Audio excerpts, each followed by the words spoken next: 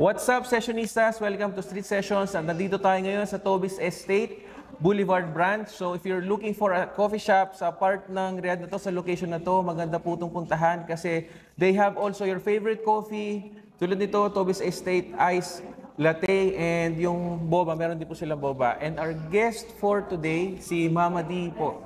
Hi Ma, welcome to the show. Thank you so much for inviting me, Sir TJ. Alhamdulillah, natuloy din kasi matagal na po kasi kami nagpaplano dati since nag-start ako sa paggawa ng content. And isa kasi po si Mama D sa mga naunang content creator sa akin dito sa Riyadh.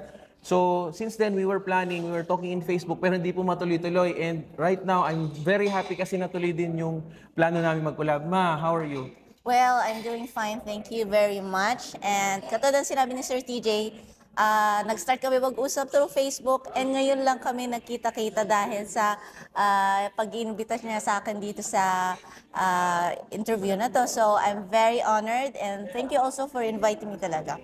Welcome. It's a privilege, Mama D.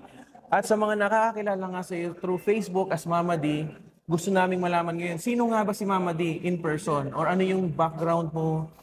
Okay, so I'm known as Mama D sa mga more on Facebook or Daily D in my other accounts. But my name is Heidi Urbano and I am an influencer vlogger here in Riyadh. Hindi naman talaga siya yung main work ko. I'm working also as a marketing specialist in one of the companies here. You were born and raised here, tama ba ako? Not in Riyadh. I was born in Taif. And raised here in Riyadh. Wow. So, how was it like growing up in a Saudi household? Well, actually, it wasn't hard kasi that's the first culture that I was introduced, yung pagiging in a Saudi culture. Hindi ako masyado sa Filipino culture that time kasi hindi ako masyadong nakahalubilo sa mga Filipinos, more on Saudis, kaya hindi siya mahirap sa akin mag-adapt kasi it was my parang original culture na namulat. Parang ganon. Paano ka nga ba po lumaki sa isang Saudi household? Yung mother ko, isa po siyang OFW. She's here from 1980s. Wow, tagal. And nag-work siya sa isang family, Saudi family, as a housemaid. And doon nag-start na naman ang lahat. Tapos dumating din ang father ko. Then, as I told you, I was born here. So, I was born in that same household doon sa place na, my mom's working. Tapos, doon ako nag-raise by their families. And ayun. Kaya nga doon ako nakuha yung pagiging Saudi culture. Ayun. Kaya ang galing mo talagang, you're very fluent in Arabic language. And tama ba na napanood ko yung isang interview mo sa anong TV station niyo? Rotana. Rotana, Yes. right? Yun ang first interview ko. Ano yung feeling na i-represent mo yung Filipino community as someone who knows very well the Saudi culture or the language? I'm very honored to represent our kababayans and gusto ko ipakita sa mga ibang nationalities that Filipino are capable to adapt anywhere. Yeah. Kahit saan mo sila ilagay, kaya nila mag-adapt, kaya nila mag-learn ng iba't ibang language at saka culture para ma-lessen yung understanding or yung gaps sa pag-uusap. And in that interview, yun ang pinakita ko, that Filipinos has world talent and they are very hardworking, committed sila. And when they're feeling safe in a place, they give out the 100% efforts para mag-give appreciation sa place na yan. So, yun ang pinakita ko sa unang interview ko sa Rotana. Totoo yan, Ma. And I agree with that. Kasi yun din yung feedback actually ng karamihan na other nationalities. But we are not saying na mas magaling tayo sa iba, but it's a privilege for us kasi yung other nationalities that we are working with or we have a diverse community here, they acknowledge yung how hardworking Filipinos are and we are proud of that. That's right. Kudos sa ating mga kababayang OFW. Growing up in a culture different as yours, what impacted you the most? Ano yung naging parang learnings mo dun sa experience na yun? Well, I wouldn't say that it was different kasi katulad ng sinabi ko, it was the first culture that I was introduced to, yung sa Saudi culture.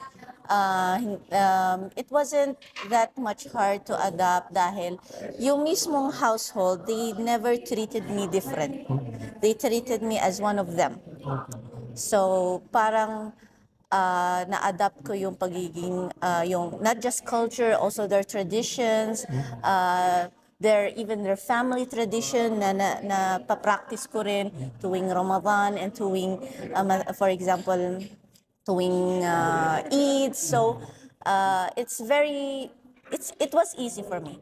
Nahirapan lang ako nung nag-start ako mag-adapt yung mga ibang cultures, like Philippine culture nung umuwi ako. Nung bata ako, nung umuwi ako, hindi naman ako masyadong naintindihan. So it was okay lang. Pero as growing up, natutunan ko yung mga ibang things about our Filipino culture, which is I'm very proud of it. And I do not compare which is better. Both cultures have their beauty, Yes, that's and both cultures adds more values to my personality. So, hindi naman siya, medyo sometimes na naging confused ako sa kung ano yung susundin ko, pero still both of them harmonize together in my personality. So, Parang you grew up in a Saudi culture, you love the culture, and then you have parang you learned about your own Filipino culture as a culture. Filipino culture, and you love them both. Both. Kumbaga, pareha silang nasa puso. Yes. So, what can you say about that being in a diverse community abroad? Ano yung importance ng really learning about the culture of that certain community that you are in? It's very important, especially if you're as an OFW. Majority of our time is abroad. Hindi, pag umuwi naman tayo sa sariling bansa natin, is like for a month, maximum 2 to 3. Pero the majority of your time will be abroad. So if in case you're here in Saudi Arabia, it's very important to learn about the culture, their traditions, kasi maintindihan mo sila more. And you would hindi ka yung parang lahat ng mga daily things na ginagawa mo, you will try to put align with the traditions here in the culture. For example, sanay ka sa Pilipinas na let's say nga na gumala or uminom or gano'n, di ba? Pagdating naman dito sa abroad, there's certain rules. So you have to do things in a different way. And if you know the culture more, hindi ka mahihirapan na mag-follow ng rules nila. Kasi naintindihan mo kung bakit bawal ang uminom dito or bawal na gawa ng things na dati mong ginagawa sa Pilipinas. So you will understand it more. And while you're understanding it, it will make you follow it in a smooth way. Parang ganun. Tama. Kumbaga parang you really kumbaga learning about the culture will help you Adjust easily. easily. True. So, what do you love about the Saudi culture? I love everything. Okay? I love their generosity. Sobrang, I mean, yung way ng generosity nila, hindi lang sa mga taong kakilala nila. Even though if they find someone na may kailangan, kahit out of nowhere, they will find anything to give it to you. Kahit walang-wala na sila, pag nalaman nila mas kailangan mo, they will give it to you. And there is this, hindi ko masabihan na culture, maybe it's more as a tradition na if someone gives you something, they try to give it back to you more and more. Parang halimbawa, if someone need 5 riyals, okay, binigyan mo siya ng 5 riyals, yung tao na yan, in the future, pag nakita ka na ulit, ibabalik sa iyo hindi lang 5 riyal, parang 10 riyal. Parang ganon. This is their way how they show generosity. And like I said, hindi lang na sa makakakalala nila, sa total strangers, they will just reach out and give what they can. What can you say about Saudi Arabia then and now? then and now. Oh, as in, I was here throughout the evolutions of Saudi Arabia. Mula yung naalala niyo yung very strict Saudi Arabia, eh, hindi ka pwede yung ganito na magkasama sa isang place, walang abaya. So before, uh, everything has its positive and negative side. Yung syempre yung positive side before na let's say it's more feeling mo mas more traditionally yung way of living nila. And hindi ko ma-explain, but it's more, there's more harmony. Yun lang na na-feel ko It's more, the people before in the old times, in the old, what do you call this, rulings of Saudi Arabia, na-feel ko yung malapit ang tao sa isa't isa. And true in na medyo mahigpit sila, hindi tayo pwedeng lumabas ng ganyan. But it has its purpose. Siguro hindi natin, there's nothing in the world if you will not put a rule unless there's a purpose for it. Siguro na that time hindi pa handa ang Saudi Arabia for the opening of the economy needs, yung tourism, hindi pa yata handa that time. And they don't want to shock the people agad-agad, i-open na nga. Kaya little by little nakita ko, unti-unti sila nagbibigay ng expansion ng kakayahan or capabilities ng Saudi Arabia. Before, they are not focusing that much on tourism, entertainment, but now, this is the main focus. Kasi nakita nila na Saudi Arabia can do more. Yes. And they are capable to do more. Nag-start na they're empowering women. Yeah. Nakita natin through driving. They're empowering women in different higher positions. And now, dati, you will see specific positions para lang sa lalaki. Ngayon, hindi. You find women in a lot of positions around the kingdom. Kaya nakita ko, Saudi Arabia is getting to a better position, and I am very proud talaga, as in, lalo na it's coming to the vision of 2030, all of the main objective of that vision, kinocommit nila. So, mas maganda ngayon ang Saudi Arabia. More opportunities here, which is, I'm very, very, looking forward for more and more. Nakaka-excite yung plans nila sa Vision 2030, and what I love about yung mga pagbabago dito sa Saudi is they are able to adapt in a modern culture without neglecting yung traditions nila. Kumbaga parang nakakasabay yung traditions and yung modern society ngayon. Which is yun ang nagustuhan ko dito sa Saudi Arabia. Hindi nila nakakalimutan yung heritage nila, hindi nila nakakalimutan yung tradition nila. They apply it also in a way na maging world class, na makikita na lahat ng ibang tao sa ibang bansa na this is Saudi Arabia. This is its modern life with a twist of heritage and traditions that it's still alive and it's still there. Yes. And Ma, what is your advice to the people who are working in a diverse community such as yung pagtrabaho nito dito sa abroad, and the people who wants to work abroad? My advice for those who are working here, learn more about their culture, learn more about their lifestyle, pati yung language nila. It will make your life easier and your work smoother, kasi sometimes makikita natin yung gap pag hindi kayo magkaintindihan ng workmate mo na Saudi, for example. You want to explain something for him, tapos siya hindi niya mag-gets. So, nagkakaroon ng conflict and, misunderstanding.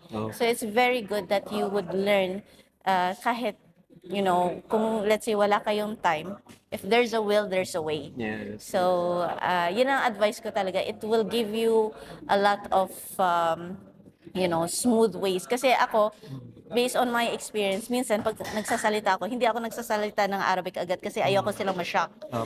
Kaya, Tapos pag nagsalita ka, oo. Pero pag di nag-i-English mo na ako, pag nakita ko yung mukha nila na hindi nila magets yung sinasabi ko, nag-Arabic na ako. Sabi ko, bakit hindi ka kasi nagsasalita from the first place? Sabi ko, hindi. Kasi gusto din namin as foreigners, we want to train you guys kung paano kayo mag-handle ng ganitong situation. Tama. So, but still, it is a very good advantage to learn the language, the Arabic language, kasi it will help a lot. And sa mga gusto din mag-work dito, don't be afraid. Alam mo naman, ang work opportunities around the world, not just here, it's let's say, more on luck. Di ba? Kahit let's say na maganda yung qualifications mo, still luck will play a role also. Pero dito sa Saudi Arabia, if I would compare to any place in the world, nandito yung magandang career path. Yeah. Nandito yung stability. At once you're in a place, tatagal ka. For me, I'm in my current work now, I am 7 years, running 8. Previous work ko, ganun din 7 years. Kaya nga hindi ka matatakot na bigla kang tanggalin or anything. Basta maganda yung performance mo and okay naman yung work environment mo, you will stick with it. Kasi talagang financially stable, safe, Yeah, that's true. and yung career talaga, you will not be stuck in one position. Nag-start ako as a receptionist in a clinic. Now I'm a specialist. So, nag-grow yung kaya Career opportunities. yes, talagang, and this is what Saudi Arabia, they also help other nationalities grow.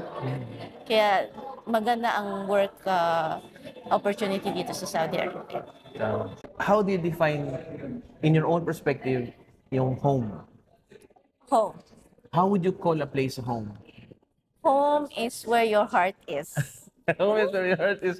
Galing ko doon. Galing, galing. Hindi. What I mean, actually, both Philippines and Saudi Arabia are my home. Kasi I stick to what I say. Home is where your heart is. Pag nandito ka sa Saudi, you feel safe, you Yeah.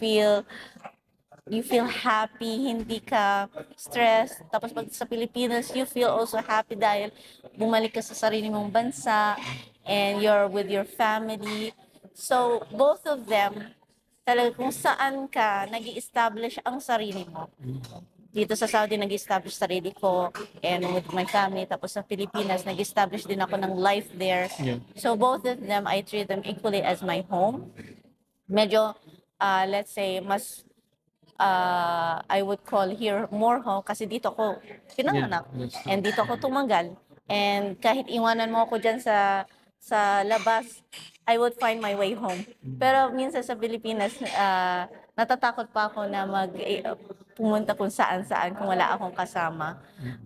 Kasi hindi naman ako talaga nag-grow up doon. Kaya I feel that I need to have more time na mag-stay sa Pilipinas to know the place better. Pero even though Philippines and Saudi Arabia are my home. Tama. Kasi nga naman, home is where your heart is kasi there is peace, security, saka yung sense of belongingness.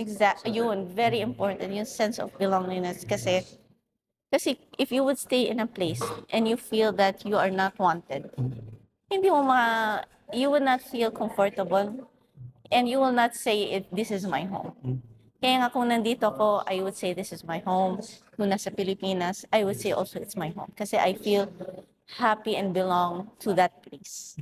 Sa tingin mo, ano yung purpose ni God? Like, being a Filipino, growing up in a different community. Ano yung sa tingin mo na gusto niyang makita doon sa aspect ng buhay mo na yun?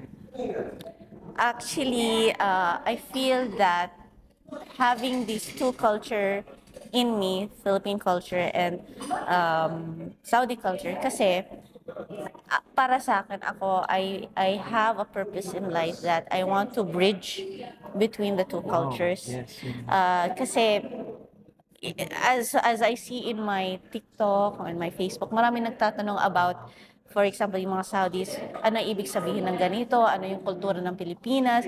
So I want to bring the beauty of the culture of the Philippines sa para malaman ng mga Saudis kung ano ang Pilipinas.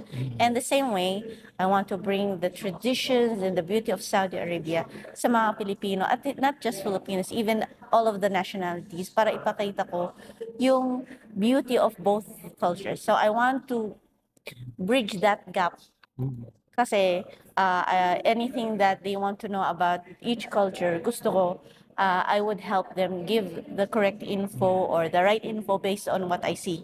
Kasi hindi ako nagsaside lang sa Saudi, hindi rin ako nagsaside lang sa Filipino. No, I am in between and bringing both the cultures closer to each other. So yun ang feeling ko na this is the purpose, even though the purpose of my social media accounts, I have both that serves both communities. So gusto ko yun ang gawin ko sa aking content, to know more about both cultures. So yun ang objectives. Ang ganda ma. Mashallah, alhamdulillah. Allah yatik al-afiyah. Allah yafik.